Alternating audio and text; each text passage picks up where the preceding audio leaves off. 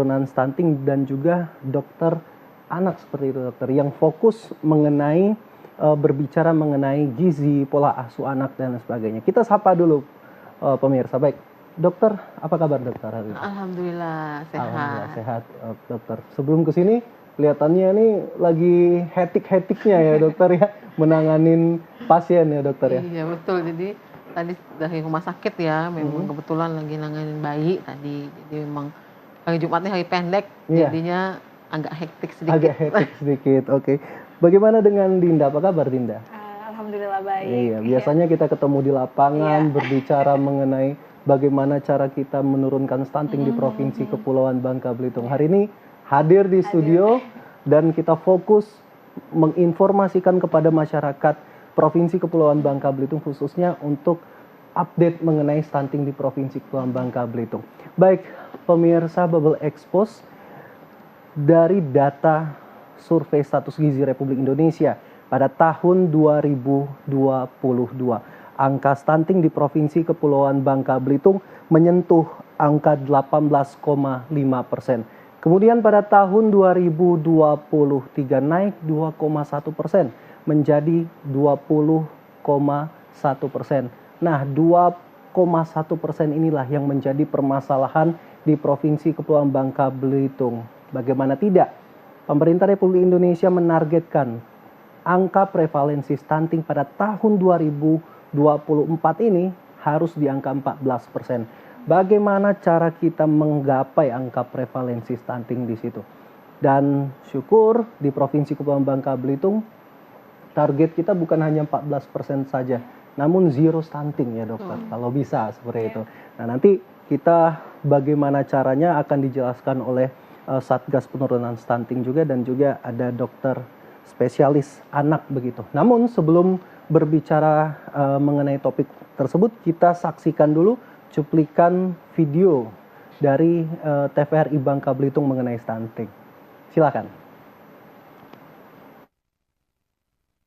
Dari data survei status gizi Indonesia tahun 2022, prevalensi stunting di Provinsi Kepulauan Bangka Belitung sebesar 18,5%. Sedangkan dari hasil survei kesehatan Indonesia tahun 2023 menjadi 20,6%, sehingga mengalami peningkatan sebesar 2,1%. Dari 7 kabupaten kota Bangka Belitung, angka prevalensi stunting tertinggi berada di Kabupaten Bangka, yakni 23,2%. Sementara itu terendah berada di Kabupaten Belitung Timur, yakni 13,3%. Meskipun masih berada di bawah rata-rata nasional, namun angka tersebut terbilang tinggi di Bangka Belitung, mengingat jumlah penduduk di Bangka Belitung yang hanya 1,5 juta jiwa. Terdapat beberapa permasalahan krusial yang menjadi penyumbang angka stunting di Bangka Belitung, mulai dari pola asuh orang tua yang belum tepat, usia pernikahan yang belum cukup, hingga minimnya pengetahuan orang tua tentang stunting. Prevalensi stuntingnya di Provinsi Bangka Belitung itu berada di posisi 20,6. Artinya ada kenaikan sebesar 2,1%. Nah itu. Dan ini 20,6 ini juga masih berada di rata-rata nasional. Ya, faktor penyebab stunting itu memang banyak, multifaktor sebenarnya. Ya, sangat banyak faktornya. Tidak hanya masalah gizi, ya, tetapi ini adalah faktor pertamanya itu adalah praktek pengasuhan yang tidak baik. Dari sisi pola asuh, banyak hal yang harus diperhatikan oleh orang tua. Selain itu, pemberian makanan pendamping ASI yang kurang, sehingga tidak memenuhi 4T, juga memiliki peranan penting dalam pertumbuhan bayi. Makanan pendamping perlu diperhatikan jenisnya, jumlahnya, dan takaran jumlahnya. Seperti halnya amanat percepatan penurunan stunting yang telah diatur dalam Perpres nomor 72 tahun 2021 yang turut dilaksanakan oleh BKKBN Bangka Belitung dengan membentuk TPK atau Tim Pendamping Keluarga. kita pendekatannya dari keluarga. Ada namanya tim pendamping keluarga. Jadi tim pendamping keluarga itu harus mendampingi mulai dari catin, ibu hamil, ibu pasca salin, sampai ibu yang punya baduta balita. Harapannya apa? Agar bisa mendampingi, memberikan KIE kepada mereka, agar mereka terpapar informasi terkait dengan pemenuhan gizi, sehingga mengurangi nih faktor-faktor risiko. Dan kalaupun misal seandainya nih ada misalnya catin ataupun remaja ataupun ibu hamil yang misal seandainya cake atau status gizinya kurang, energi kronik, berat badannya kurang dan lain sebagainya, itu tentunya akan mendapatkan pendampingan rutin dan diberikan edukasi secara terus-menerus agar bisa memenuhi kebutuhan gizinya. Diperlukan komitmen bersama untuk mengintervensi stunting di Bangka Belitung, mulai dari kegiatan bina keluarga balita, pembentukan kampung KB, dan pastinya kontribusi serta kesadaran akan pentingnya pencegahan stunting menjadi upaya untuk menciptakan ketahanan keluarga yang ideal.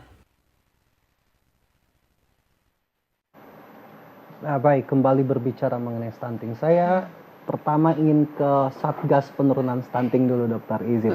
Jadi Satgas Penurunan Stunting dari BKKBN Provinsi Kepulauan Bangka Belitung seperti itu. Nah, melihat data ini, Mbak Dinda, dari tahun 2022 ke 2023 ada peningkatan 2,1%. Ada apa? Apa saja yang ditemui di lapangan, Mbak Dinda? Silakan. Iya, oke. Sebenarnya ada beberapa faktor ya yang menjadi pemicu kenapa sih naiknya angka stunting. Yang mungkin kalau kita habis dari turun lapangan, kita gali, ternyata banyak faktor yang mempengaruhi. Salah satunya yaitu terkait dengan pola asuh atau parenting terhadap anaknya gitu, yang dirasa belum tepat selama ini.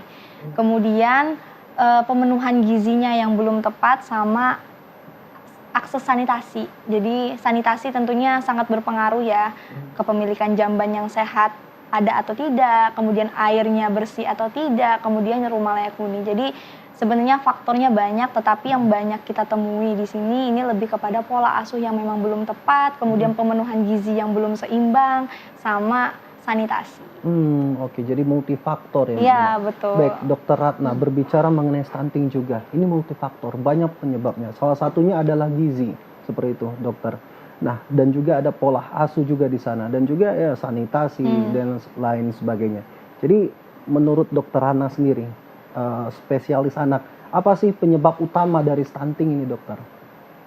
Kalau dibilang penyebab utama, ya jelas pasti dia kekurangan gizi ya.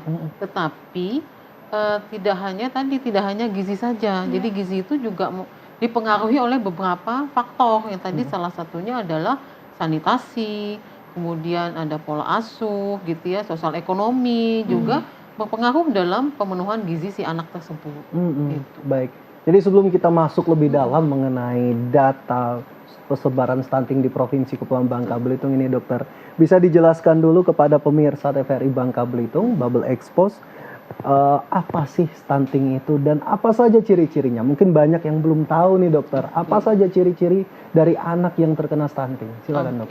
Oke, terima kasih. Jadi stunting itu adalah gangguan pertumbuhan dan perkembangan pada seorang anak yang diakibatkan adanya kekurangan nutrisi.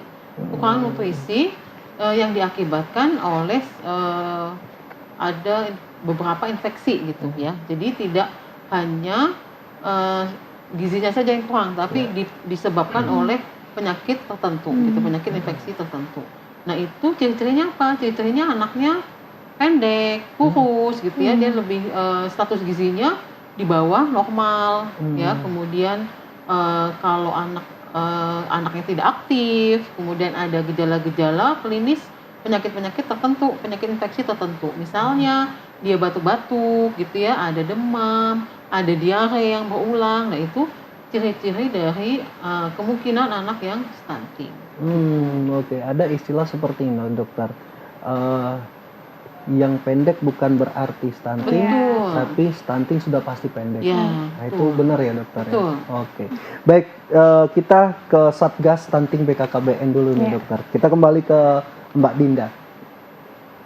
Melihat data ini, Mbak Dinda, kemudian kebijakan apa saja yang sudah diambil oleh pemerintah Provinsi Kepulauan Bangka Belitung melalui Satgas seperti itu dalam upaya menurunkan stunting di Bangka Belitung? tentunya sudah banyak ya upaya yang dilakukan. Salah satunya yaitu dengan penguatan konvergensi nih antar lintas sektor, antar OPD. Jadi sesuai dengan Perpres 72 tahun 2021, jadi sudah ada indikator-indikator apa aja, program-program prioritas apa aja yang sebenarnya itu sebagai penunjang untuk pencegahan dan penanganan stunting. Nah, kalau untuk di Kota Pangkal Pinang sendiri itu sudah mengeluarkan beberapa banyak ya kebijakan yang sebenarnya itu untuk mendukung percepatan penurunan stunting. Salah satunya ada Peraturan Wali Kota Nomor 19 Tahun 2023 terkait dengan pencegahan dan penanganan stunting terintegrasi, yang di dalamnya di situ sudah ada langkah-langkah apa saja, langkah-langkah strategis apa aja yang harus dilakukan oleh masing-masing OPD ya, menyesuaikan dengan kegiatan-kegiatan yang ada di masing-masing instansi, yang sebenarnya itu bisa kalau kita maksimalkan itu bisa mendukung untuk pencegahan dan penanganan stunting dengan berfokus terhadap intervensi spesifik dan sensitif gitu. Oke, jadi pemerintah ini sudah bekerja juga ya, Ya. dan juga menggandeng juga instansi swasta dan Ya, juga betul. masyarakat juga. Namun kembali ke kesadaran ini dokter ya, dokter bisa melihat sendiri ya, pasien penanganan stunting di tempat dokter praktek seperti itu kurangnya kesadaran masyarakat tentang cara mencegah stunting ini dokter. Nah, melihat hal ini seperti apa dokter? Ya memang sebetulnya sedih ya kita melihat anak-anak seorang pasien itu, seorang anak sudah kita duga stunting, tetapi dari keluarganya sendiri dia tidak ada kesadaran atau kurang lah gitu ya, karena memang tadi ada hambatan ekonomi gitu ya, sehingga mereka tidak bisa mengakses ke fasilitas kesehatan. Walaupun kita sudah berupaya ya, Mbak kita Dinda, sudah berupaya untuk pasien-pasien anak-anak yang kita curigai stunting ini kita bantu nih, gitu ya, secara asuransi kesehatan, gitu ya. Tetapi kan tidak hanya itu saja, harus ada penguatan dari si kedua orang tua atau keluarga inti tersebut. Gitu. Kalau keluarga intinya dia mendukung, pasti anaknya juga akan bisa kita tata laksana dengan baik. Tapi kalau dari internal keluarga itu tidak bisa mendukung gitu ya, kita juga tidak bisa berbuat apa-apa loh. Walaupun kita mau memaksa gitu ya, tapi tidak bisa gitu. Karena ada penolakan atau ada nggak mau dokter, nggak bisa. Jadi kita juga tidak bisa intervensi terlalu jauh ya. Artinya sangat penting dalam hal ini kesadaran masyarakat mengenai stunting. Baik, sebelum masuk kita lebih dalam, nanti kita akan kembali lagi dan berbicara mengenai data yang sudah direkap oleh BKKBN mengenai masyarakat yang beresiko terkena stunting. Tercatat ada 250.470 kakak dari BKKBN di Provinsi Kepulauan Bangka Belitung yang beresiko terkena stunting. Nah, bagaimana pemerintah melakukan pendampingan menurut hal ini? Untuk itu jangan kemana-mana, tetap di Bubble Expose.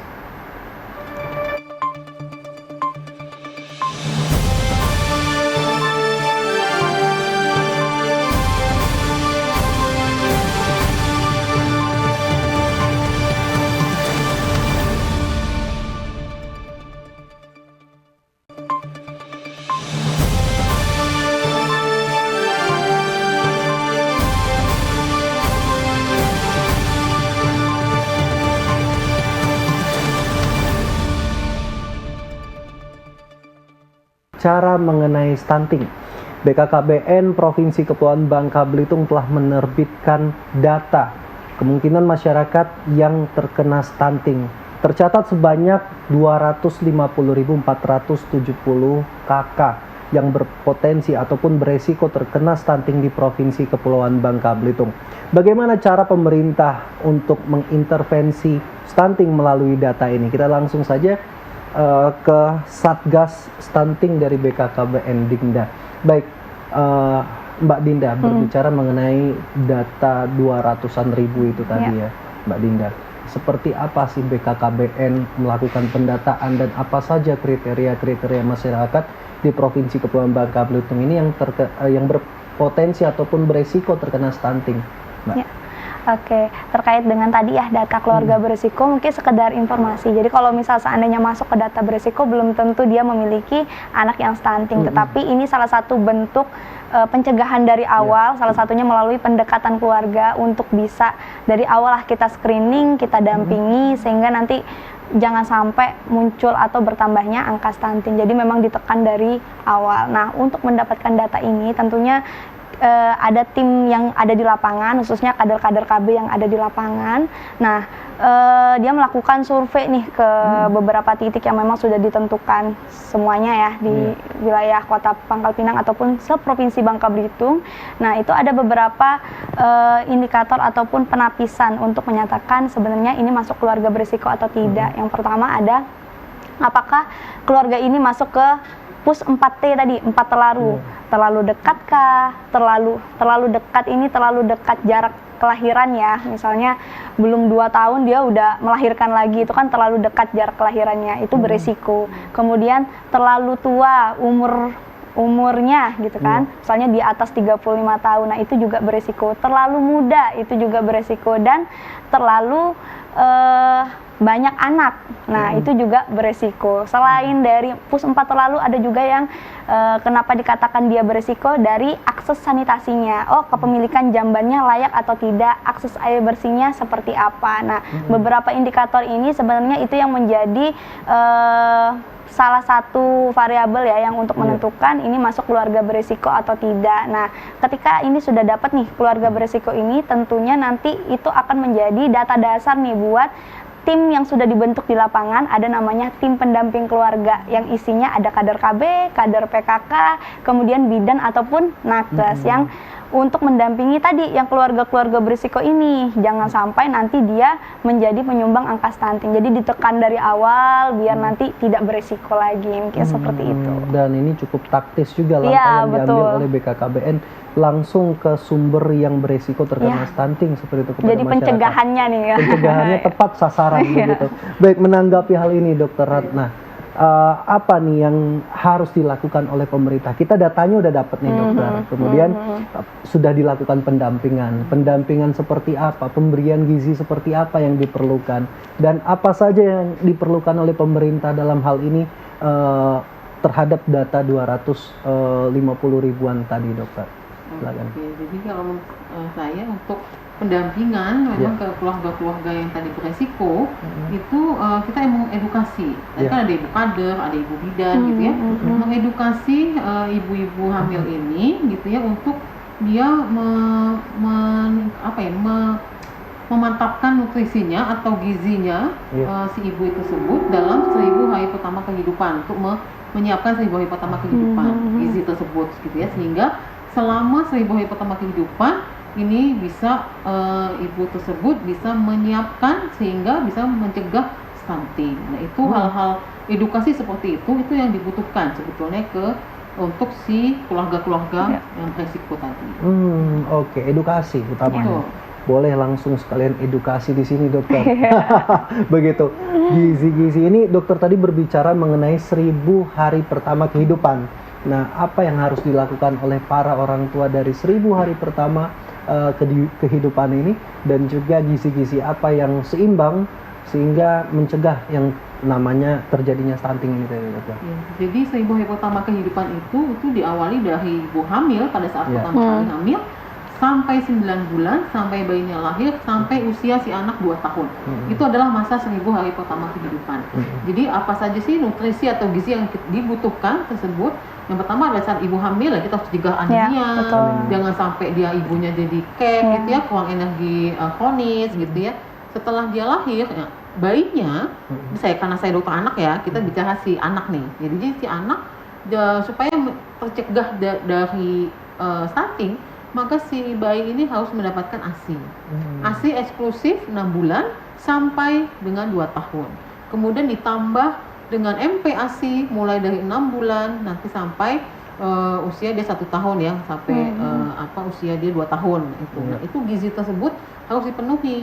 Nah, saat ini memang banyak nih saya kalau di praktek lapangan, banyak ibu-ibu muda itu jarang yang memberikan ASINya gitu ya. Banyak sekali alasan-alasan yang saya dapatkan gitu. Bisa karena ibunya bekerja, bisa karena ibunya memang tidak tahu, tidak didukung oleh keluarga ya.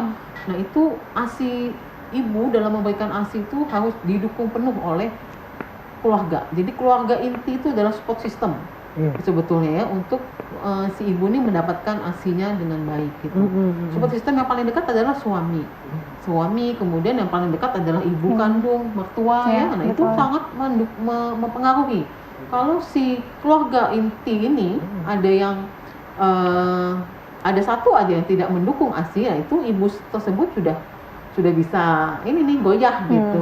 Karena memang ASI itu kan tidak langsung didapatkan dari pertama langsung banyak tuh Iya. enggak. Jadi ASI itu banyak ibu-ibu nih yang sudah down karena pada hari pertama itu dia ASI-nya sedikit. Ya memang Iya. segitu ukuran ASI-nya karena memang lambung bayi baru lahir itu juga kecil sehingga kebutuhan ASI-nya pun tidak banyak.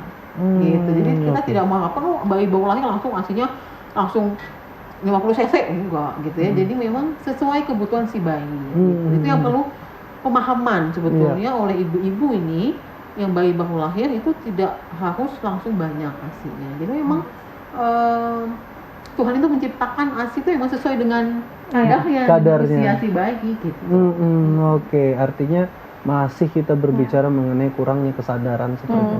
Menurut dari dokter anak sendiri, memang orang tuanya ini belum sadar nih ya betapa pentingnya pemberian ASI, betapa pentingnya pemberian makanan pendamping ASI yang sempurna seperti itu. Dan ini memang kurang kesadaran dari masyarakat.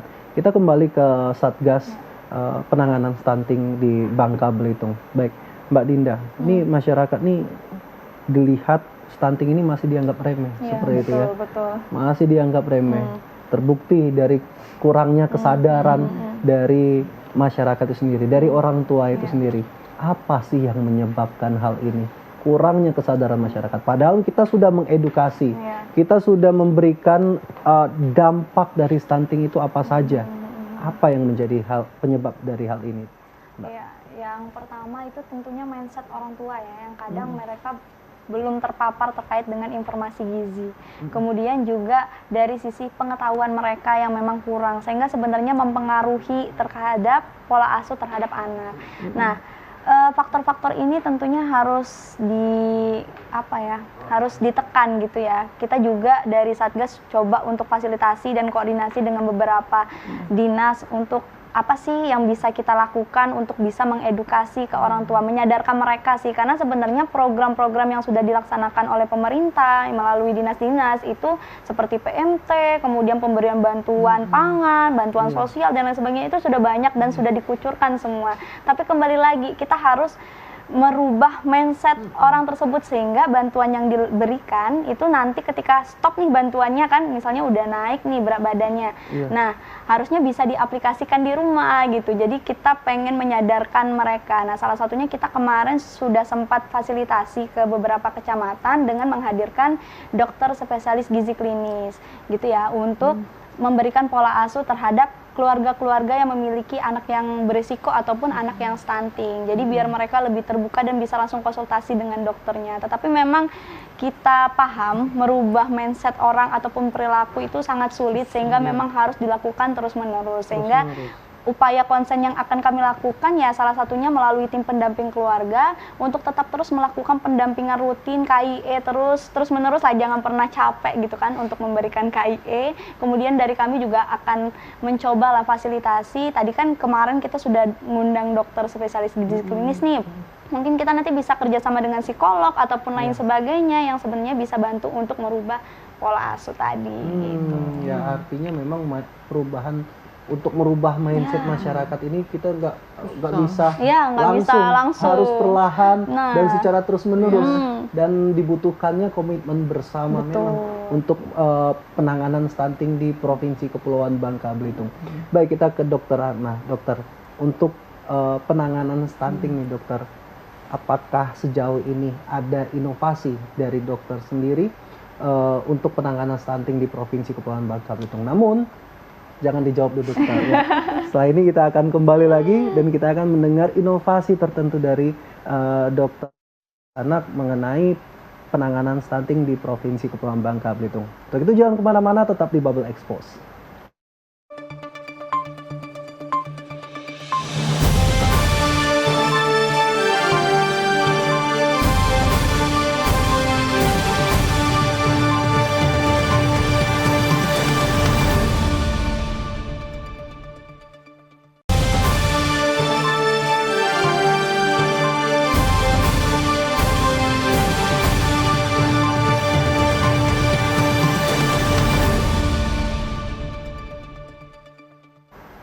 Anda kembali menyaksikan Bubble Expose, masih berbicara mengenai mencegah stunting.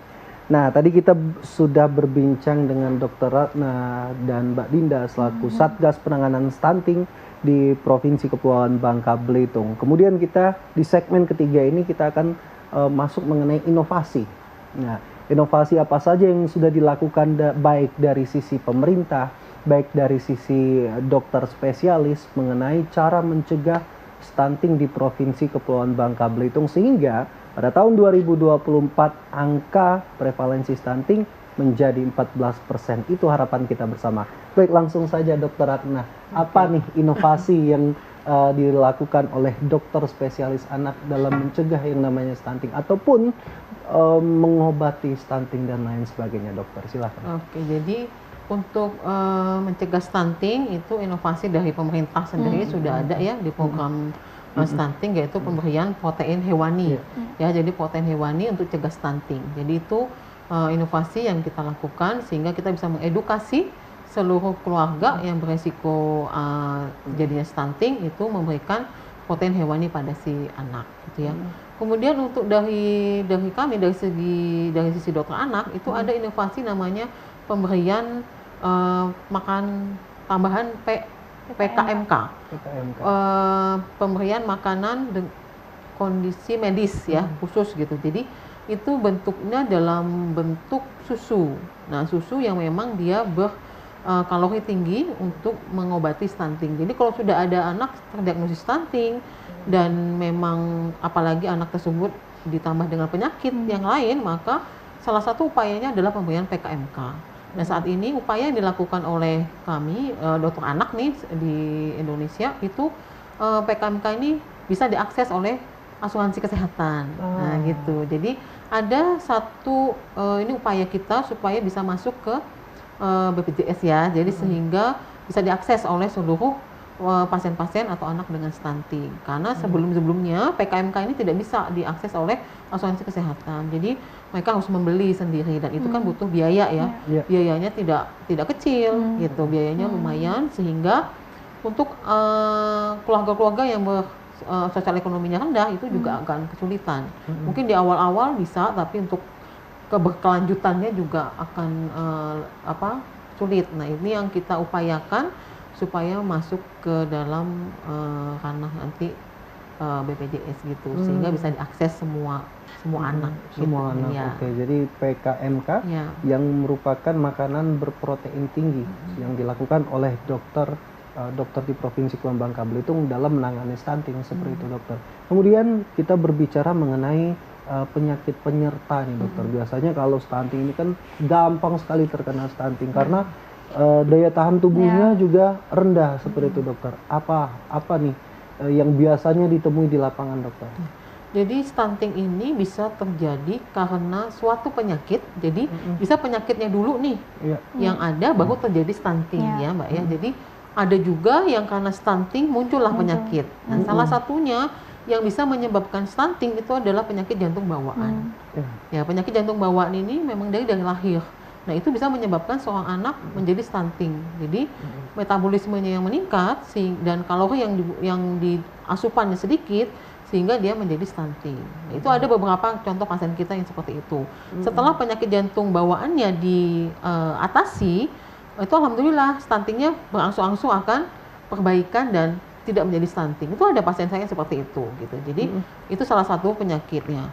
Yang kedua, penyakit yang memang nanti dari stunting bisa menyebabkan penyakit apa? Salah satunya adalah TBC. Nah, TBC itu saat ini itu banyak loh. Ya, kita negara Indonesia itu menjadi negara nomor 2 dengan penderita TBC gitu ya. Jadi khusus anak ini memang angkanya lebih kecil dibanding dewasa. Tetapi anak ini juga makin meningkat juga nih angkanya gitu untuk TBC anak, sehingga ini harus hati-hati dengan penyakit dengan TBC. Jadi kalau ada anak-anak yang memang dicurigai oleh TBC, cepat-cepatlah dibawa ke dokter anak sehingga bisa ditata laksana dan diobati gitu. Oke. Baik. Wow. TBC ya, dokter ya. Bisa langsung ke sana dan juga bisa jantung dan lain sebagainya. Ini memang sangat mengerikan sekali berbicara mengenai stunting ini. Dampaknya sangat Iya, luas betul. Iya, sekali. betul. Baik, multifaktor penyebab stunting. Kita akan ke Satgas Penanganan Stunting, Mbak Dinda. Salah satunya adalah sanitasi yang kurang baik. Nah, seberapa buruk sih kondisi di lapangan yang ditemui mengenai sanitasi ini dari masyarakat kita, Mbak? Iya. Mungkin saya akan berbicara terkait dengan Kota Pangkal Pinang ya, Iya. karena kebetulan saya memegang wilayah di Kota Pangkal Pinang. Nah, kalau terkait dengan sanitasi, walaupun wilayah kota sebenarnya kalau kita breakdown lagi, kalau kita turun ke lapangan masih terdapat nih beberapa titik yang memang agak sulit untuk diatasi gitu, ataupun yang secara sanitasinya masih kurang baik gitu. Dan kita juga menemukan beberapa anak stunting ya, setelah kita cek kondisi lapangannya ternyata dari rumahnya belum layak, jambannya belum layak, air bersihnya juga belum layak. Dan yang makin susahnya lagi untuk mengatasi, ternyata ketika kita kan kalau misal seandainya kita udah dapat nih, dia jambannya belum layak, airnya belum layak, rumahnya belum layak, tetapi milik sendiri nih kan masih enak ya untuk kita bantu urus, kita rekomendasikan ke dinas yang bersangkutan, entah itu PUPR, Perkim, untuk bisa dibantu nih gitu kan. Tapi terkendala kalau misal seandainya kita pernah menemukan beberapa sasaran yang stunting, nah itu misalnya dia pindahan ya, ataupun baru nih pindah ke Pangkal Pinang, terus rumahnya misalnya itu numpang. Nah, terkait itu kan administrasi dan lain sebagainya kan agak susah untuk mengintervensi hal tersebut. Nah, itu mungkin ada beberapa yang memang di luar dari kendali kita, yang sebenarnya kalau misal seandainya secara administrasinya itu sudah lengkap ya, tentunya bisa dibantulah untuk terkait pembangunan dan lain sebagainya. Tetapi memang tidak menutup kemungkinan kita masih menemukan hal-hal yang seperti itu yang memang di luar kendali, sehingga agak menyulitkan kita untuk mengintervensi.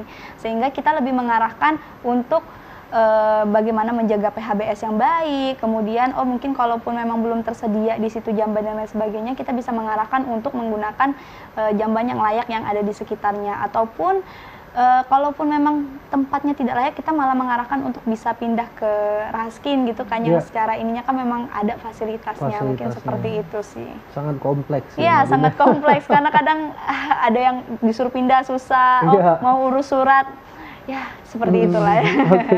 Baik, jadi kita yang dapat kita rubah itu melalui mindset itu sendiri, karena memang mindset ini kan kesadaran dari diri sendiri itu bagaimana cara kita untuk mencegah stunting itu. Nah, berbicara mengenai kesadaran masyarakat ataupun mindset seperti itu, Mbak Dinda, ada nggak hubungannya dengan faktor pendidikan dari orang tua, Mbak? Ya, tentunya ada ya yang mempengaruhi, karena kita pas turun ke lapangan itu melihat beberapa dan menggali ya, ternyata ada beberapa orang tua yang memang sebenarnya mereka belum paham terkait dengan pola asuh yang baik, karena kita masih menemukan nih, ada pernikahan usia dini secara berarti kan putus sekolah kan, kemudian ada yang memang dia memang mungkin menikahnya di usia ideal tetapi putus sekolah, ataupun memang belum paham terkait dengan pengetahuan itu, atau juga belum terpapar terkait dengan informasi itu gitu. Sebenarnya pendidikan juga berpengaruh gitu terhadap pola asuh yang tepat untuk anak, kemudian kepedulian mereka terhadap anak gitu. Jadi sangat complicated ya itu terkait. Sangat complicated. Iya. Benar. Oke, baik nih kita kembali ke Dokter Ratna dulu ini, dokter berbicara mengenai pola asuh orang tua. Ini tadi kan sudah sanitasi seperti itu, berbicara mengenai pola asuh orang tua. Hal utama yang memang harus dirubah secepat-cepatnya nih dokter, dari sisi pola asuh orang tua mengenai anak yang orang tua ini sudah mungkin di rumah ada yang sadar, wah ini terindikasi seperti itu. Apa yang harus dilakukan untuk pertama kalinya, dokter? Pertama kalinya kalau emang sadar bahwa anaknya beresiko stunting, ya konsultasi lah. Konsultasi dulu ke petugas kesehatan yang paling dekat, misalnya ke puskesmas dulu gitu ya, atau ke Bu Bidan deh yang terdekat gitu ya. Konsultasi dulu, apakah memang anak tersebut terstunting atau tidak. Kalau memang dia beresiko stunting, ya kita harus tata laksana secepatnya, sehingga outcome atau hasilnya itu nanti akan lebih baik gitu, karena kan stunting ini efeknya panjang ya, efeknya panjang, nanti anak ini mau sekolah, nah tumbuh kembangnya bagaimana, itu kan dampaknya jauh sekali tuh ke depan. Nah itu yang harus kita cegah supaya si anak ini betul-betul bisa kita obati, tata laksana kalau emang dia stunting itu. Oke, baik. Dari ini kan sudah dilakukan konsultasi nih dokter untuk merubah itu semua, untuk mengembalikan anak itu supaya tidak terindikasi stunting seperti itu, dokter. Ini seperti apa dokter? Jangan dijawab dulu, nanti kita akan jawab setelah ini dokter ya. Untuk itu jangan kemana-mana, tetap di Bubble Expose.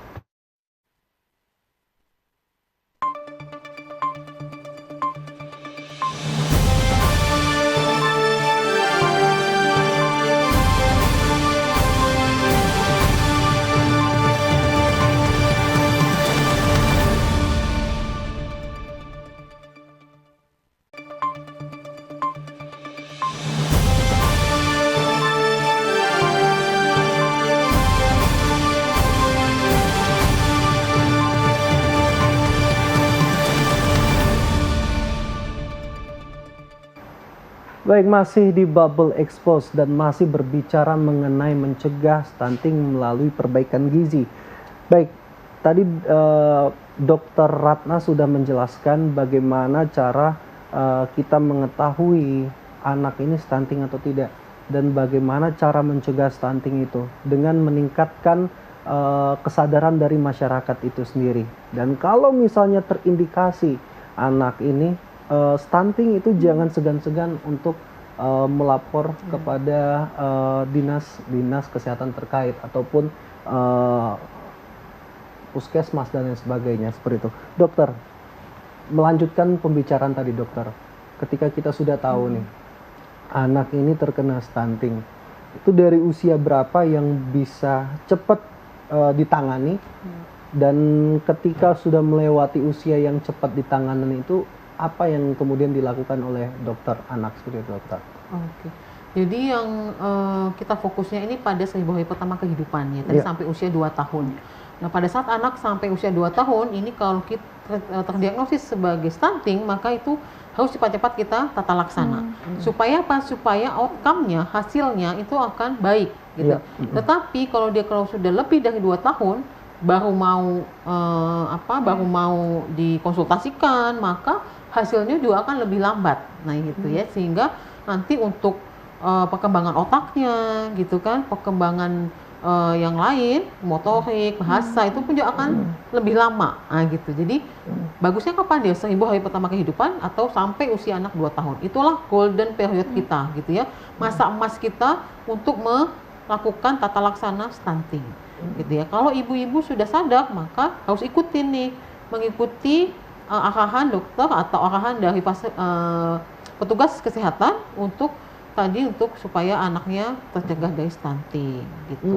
Kalau misalnya anak stunting ini disertai dengan penyakit tertentu, misalnya tadi TBC, penyakit jantung bawaan, nah itu ditata laksanalah dengan baik, diobati. Obat TBC sekarang ada di semua puskesmas dan itu bisa diakses gratis oleh pasien-pasien dengan TBC, dan itu kalau bisa ya diobati sampai dengan tuntas. TBC bisa disembuhkan gitu ya. Untuk penyakit jantung bawaan juga di sini kita di Bangka Belitung juga sudah ada aksesnya gitu ya. Di rumah sakit sudah banyak dokter-dokter jantung, sehingga bisa keluarga-keluarga tersebut bisa mengakses gitu ya, sehingga bisa ditata laksana supaya stuntingnya bisa diobati.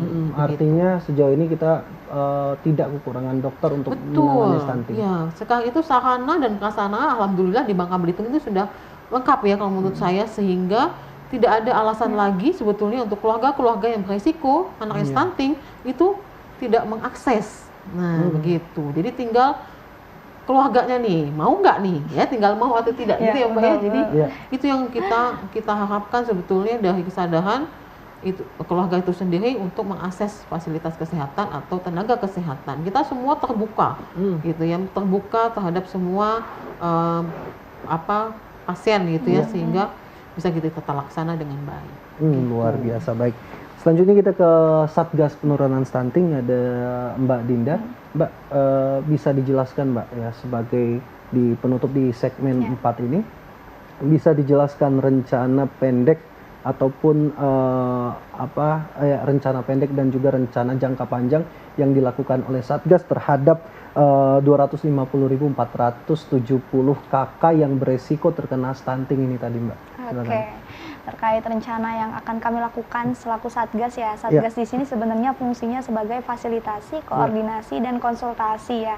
Jadi memang kami melakukan pendampingan ke daerah untuk bisa memberikan rekomendasi-rekomendasi apa yang bisa dilakukan. Nah, terkait dengan stunting ini, apalagi untuk data tadi yang keluarga berisiko, tentunya kita punya tim pendamping keluarga di lapangan. Nah, kita akan melakukan pemantauan dan melakukan evaluasi ya terkait dengan pendampingan dari tim pendamping keluarga. Harapannya yaitu melakukan sidak, seleksi dampingi aksi. Jadi kan sasarannya banyak nih, tentunya harus diseleksi mana yang benar-benar prioritas yang harus didampingi. Jadi jangan sampai nggak tepat sasaran ya. Kita akan melakukan evaluasi dan kalau di Kota Pangkal Pinang kita udah buat inovasi, ada Linggiform pendampingan. Nah di situ untuk kita memantau terkait dengan pendampingan tim pendamping keluarga dari mulai Catin, Bumil, Bufas, Baduta, dan Balita. Sehingga kita bisa mendetek nih setiap bulan pendampingan mereka ada berapa, yang beresikonya ada berapa, dan lain sebagainya. Jadi kita bisa lakukan pemantauan dan terus bisa menjadi bahan evaluasi dari tim pendamping keluarga untuk bisa meningkatkan kinerjanya. Selain itu juga kita melakukan